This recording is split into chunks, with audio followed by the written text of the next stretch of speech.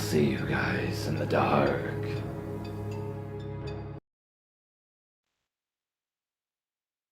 Early Sunday morning, around 5 a.m., I woke up to this violent banging and shaking on my door. I live alone on the second floor of an old apartment building downtown in a very small town. I've been taking Benadryl for sleep for a few months, and sometimes I sleep pretty weird. So for a moment, I thought, did that really just happen? Then I heard whoever it was start doing it again, this time super loud bangs like they're charging the door. That's when I realized both my fan and AC unit were off. The power was off. It had stopped after the second time, and I heard someone stomp down the stairs. I laid there processing what just happened. It's dead quiet without the fan, and I heard a guy's voice outside saying, "No, we're just walking." I'm still lying here motionless in fear, and try to think of someone to call. A few months ago, my downstairs neighbor got my package by mistake and messaged me on Facebook about it after seeing my name. I've seen her a few times, and I know she has two absolutely ripped pit bulls, so I messaged her thinking that she won't see this until she wakes up. No, she immediately starts calling me. She says that she saw two guys come out of the building after trying her door, mine and the person across the hall from me, then tried to lie and say it wasn't them. She called the police at that point. The intruders were already gone. So I go downstairs to meet her. We find the breaker box door ripped open and all the switches off, which sucks because there's a camera outside, but our landlord said he's trying to back up the footage to see if it caught them. Our other neighbor wakes up. She has no idea that it has happened. Finally, the downstairs neighbor got the power turned back on, and the cop showed up within like 20 minutes to get the statements. Apparently, the downstairs girl was awake the whole time and heard them trying her door, and her dogs were doing a low growl instead of barking. She gave them their descriptions. The cops haven't updated us yet. Some of my coworkers said that it was a TikTok trend where they kick their door in. Thankfully, my door opens outward, not inward, if that's the case. But I feel like cutting the power and trying to open all three units. Seems more like an actual break-in to me. I've barely slept since it happened, and I'm about to try now. So to the two guys who has tried to break in at 5 a.m., consider yourself lucky. You could have been crapped out by a pit bull by now.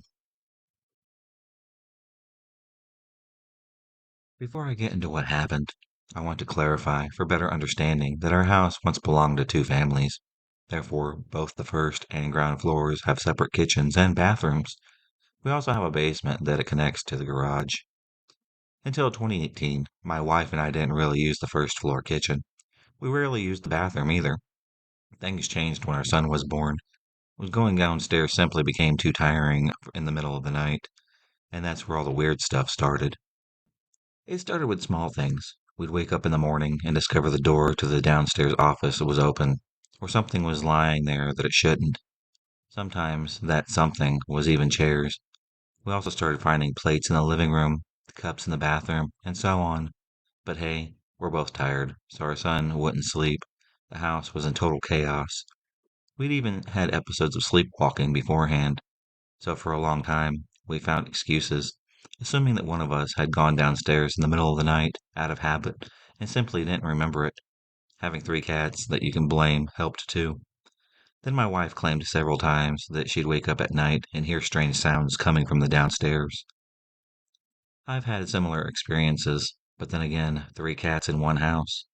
Then she claimed to see someone's hand downstairs as she passed the stairs, but once again we assumed she was still half asleep. It was shadows or something. What really got us worried was a hat, a red winter hat we found in the downstairs bathroom, between the bathtub and the washing machine. We had many visitors during this time. Everyone wanted to meet our son, but we couldn't recognize it anyways.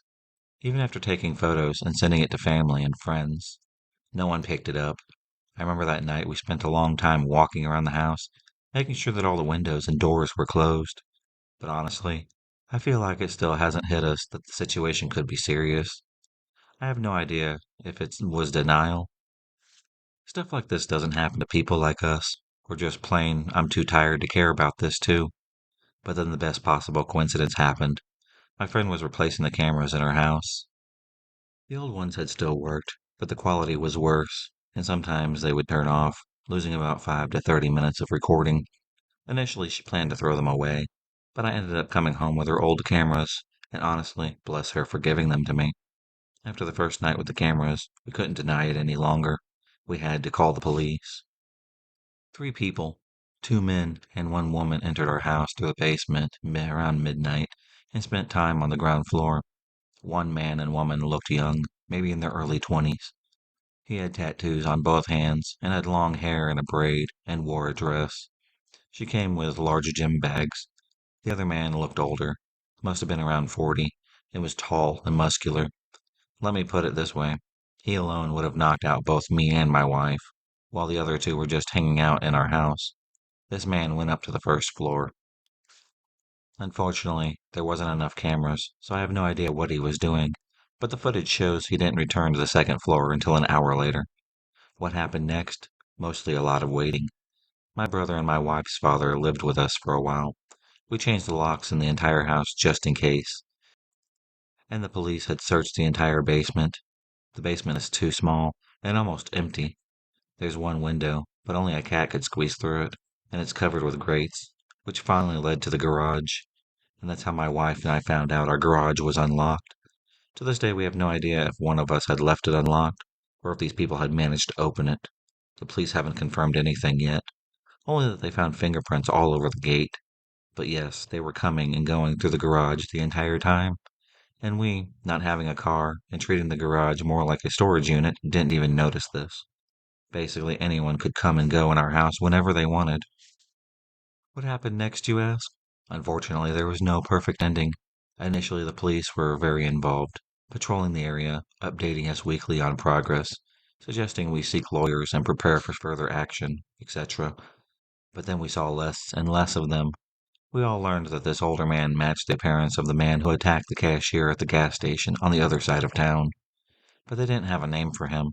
He wasn't in the police database. No one has heard anything about the other two. Did anything strange happen all of this? Of course. One night we heard a loud bang outside. We called the police, but nothing was found. We still live here, yes, but over the years we replaced all the doors and windows. The basement isn't completely locked at night. We have motion sensors and more cameras, and our three cats have been joined by a big dog. What about our cats in all of this mess? Unfortunately, the cameras prove that these little traitors were surprisingly okay with strangers in our home, and my wife and I, we try to keep it light now. But it was actually traumatic. We both went through a lot of what if scenarios, thinking about all the situations in which we could accidentally go downstairs and meet these people. For a long time, my wife was afraid to go downstairs to the basement alone. Honestly, I was the same.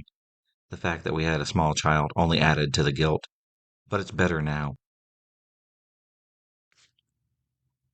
For context, it was last summer. I was a teenager. Classes were ending soon, and I was going on vacation. My brother had surgery, and it will be important later on. It all started after a long day of classes on Monday. I finished earlier than my brother and my sister, so I'm home alone. I'm happy about it because it means video games galore. I go to get the keys as usual, and the garden shed is open. It's not normal, but someone must have forgotten to close the door.